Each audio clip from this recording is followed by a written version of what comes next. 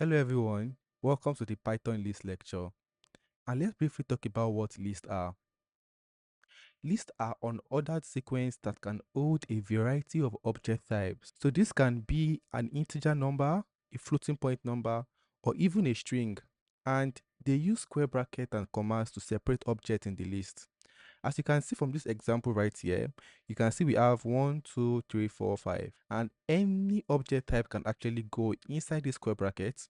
All you have to do is you need to separate them by a comma. So you can have an integer, a floating point number, or even a string in a list item. And you also have to know that list supports indexing and slicing, just like what we discussed in our previous lecture on string. Lists can also be nested, and they also have a variety of useful methods that can be called off of them. So remember in our string lecture where we talked about the length, where we talked about dot upper and so on and so forth. There are also some useful methods that you can also use with lists.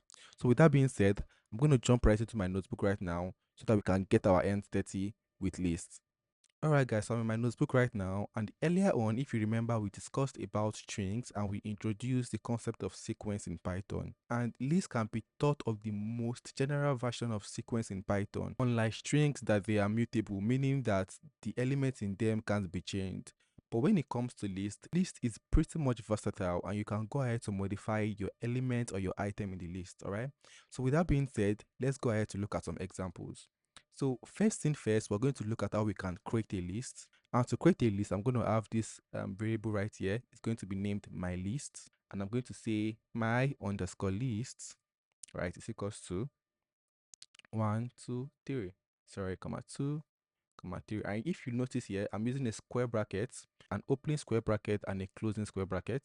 And the elements in the list are separated by a comma. So this is how you go ahead to create a list. And we just created a list that has only an integer value in it. But you can actually create a list of integers, floating point number. It can even hold a string. So let's take a look at an example together. So I can also say, let's say I have my list. I can say my list will be equals to, and inside the square brackets, I can put, let me just say a string. And here I'm going to have 23, just an integer. I can also have 100.232. This is a floating point number, as you all know. And let me just put a string also here. I can just say oh, right? And if I run this cell, you will see that if I go ahead to check what I have in my list, so I'm going to use tab to autocomplete. And if I go ahead to check that, you're going to see we have what? A string 23, 100, 100.232, and we also have 0, or rather, so this is how you actually create a list in Python. And there are also similar inbuilt functions as we have in string. You can also use that in list also. Like for example, remember when we did the length of a string, we can also do that here. So I can say length, and I can specify that I want to check the length of my underscore list, right? So if I run this cell, you're going to see it's going to return the total number that we have in that list, which is 4. 1, 2, 3, 4. And that's how you go ahead to check the length of a list, all right? So since we've looked at how we can create a list, let's pretty much dive into indexing and slicing a list. So how do we index or slice an item in a list? So I'm going to go ahead to create a new list right here. I'm going to say my underscore list is equals to, and I'm going to use a square bracket here. I'm going to say, let's say we have 1, we also have 2, and we also have 3. And let me just put a floating point number right here, or an integer number. I'll say 4 and I'll say 5, right? If I go ahead to run this list, if I say, okay, I want to print out the first item in this list, which is 1 year, how am I going to do that? I hope you remember, right? So I'm going to say my underscore list. And to access an element using an index, you have to use the word square brackets. And here you're going to pass in the words the index number which you want to access. So what's going to be the index number of 1? It's going to be what? 0. Remember, in Python, we start counting from 0. So if I do that right here and I add in 0 right here and I run this cell, you're going to see that we have 1. All right. So how about if we want to grab all the string item in this list? Let's say we want to grab 1, 2, and 3. So let me just add 2 here just to correct this error. Right. So if I come here and I say my underscore list and I say grab everything, remember this is stats and the stop is going to be 3. But remember in Python won't stop in 3, it will stop in what? 2. So 0, 1, 2. It's going to print out 1, 2, and 3. So if I run this, you can see we have 1, 2, and 3. So you can also concatenate item in list. For example, you can say that my underscore list, right, is you can plus, let's say you want to add, let's say, a new item.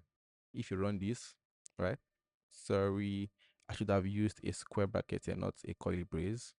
So I'll put a square bracket, and you see that we have 1, 2, 3, 4, 5, then the new item. But one thing you should take note of here is Python does not go ahead to modify your list item that you have. It just goes ahead to create a copy. So if I go ahead to check my underscore list, you would see that the new item did not appear there because Python won't actually modify your list item except you go ahead to append values there. Or you can also go ahead to reassign the values right there. So for example, I can say that my underscore list, right, to be equals to my underscore list plus, and here I'll just say, let's say, add new item permanently, so that you guys have an idea of what I'm trying to do, right? So if I run this and I check my underscore list now, you're going to see we have 1, 2, 3, 4, 6, then add item permanently. So you can also do the multiplication operator like I discussed earlier. So for example, I can say my underscore list times 2. Remember in our string class, right? So if I say times 2 right here, you're going to see that we have what? 1, 2, 3, 4, 6, then add permanent item, then 1, 2, 3, 5, 6 again, right? So that's pretty much how you can go ahead to basically index and slice, and you can go ahead to play around this, try to access the last two elements, try to pick out the middle element, whatever you want to do, right? Feel free to play around with it, and the more you actually practice, the more you get to understand it very well, all right? So now let's go ahead to talk about some basic list methods, and I'm going to go ahead to create a new list. I'm going to name it list 1. And you can see that I'm not using list right here because if I try to use list is actually a keyword in Python and it has its function. I remember when you're naming your variable, one of the major rules is you cannot use a keyword. A keyword simply means a word that has been predefined in Python already. It already has its own meaning. We can't go ahead to use that again. Yeah, I'm going to say list 1 instead, and I'm going to assign it to 3 simple integers, 1, 2, and 3, right? I'm going to run this cell, and if I go ahead to check what I have in list 1, right, you see we have 1, 2, 3. So I can also come here and I can say list dot append. Now, what does this append method does? Remember our cheat sheet. What you need to do is just come here, click on Shift Tab, and once you click Shift Tab, it's going to tell you the meaning or what that method does basically, right? So you can see here it shows append object to the end of the list. So that means any item we pass here is going to go ahead to append it to the last part of the list, right? So I'm going to append a string, and this string is going to be named append me. And what this will do if I run it, okay, we have an error right here, and you should pretty much know why we are having this error, right? So the reason why we're having this error is because we are using list instead of list 1, right? So here I'm going to write list 1. I'm going to run this, right? So if I go ahead to check what I have in list 1 now, you'll see that now we now have 1, 2, 3, and append me, which is pretty much simple and straightforward, right? So we also have some other built-in methods in Python for lists, and one of the popular one also is pop.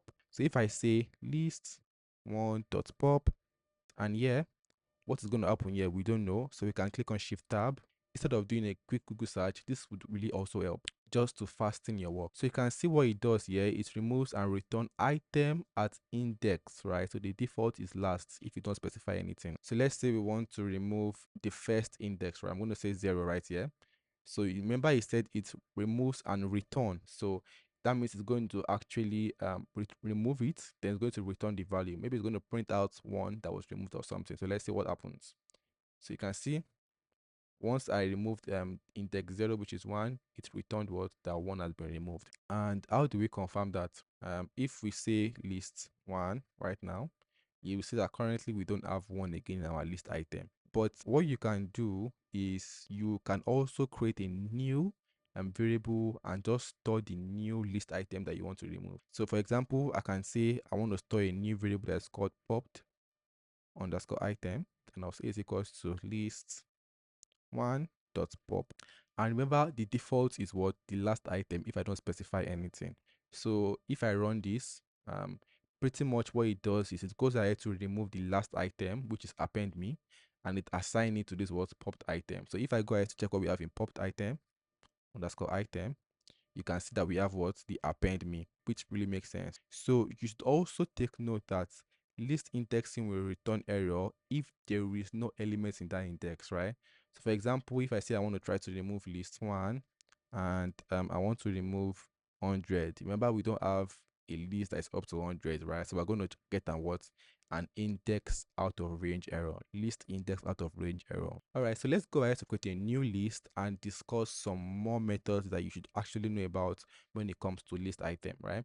So I'm going to have a new list here. I'm going to name this new underscore list, and here I'm just going to have a bunch of alphabets, right? So I'll say A. All right, so say we have A. I'll say we have what again? We have E. Right, so E. And right here, I would say we have, what is it called? X. Right, let me say we have B again here. And lastly, let's say we have C, right? So if I run this cell and I check what I have in new list, underscore list, you see we have what? A, E, X, B, and C. So one cool thing you can do with list item is you can go ahead to actually reverse what you have. So if I say new underscore list dot reverse, shift tab to know what it does, you can see it reverse it in place, right? So in place is true, meaning that it's going to affect the real list itself. So if I run this and I come here and I check my new underscore list, you see that now we now have CBXEA, which basically reversed pretty much what we have had in our initial list. Rather, we can also do sort method. That's if we want to arrange the list item alphabetically order, you can do that also by just saying new underscore list. I'm going to say dot sort. Remember, you can do shift tab to check what it does.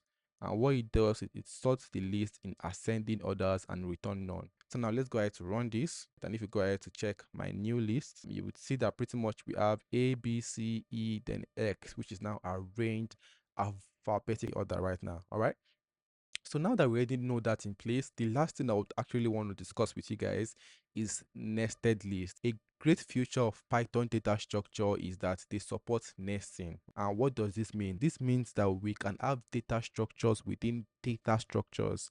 That means that, for example, a list can be inside another list, which really makes sense, right? Because it allows us to perform even more complex tasks. So for example, when we want to work with metrics and so on and so forth, there are also some libraries like NumPy that allows you to perform like complex mathematical operations, right? For numerical Python.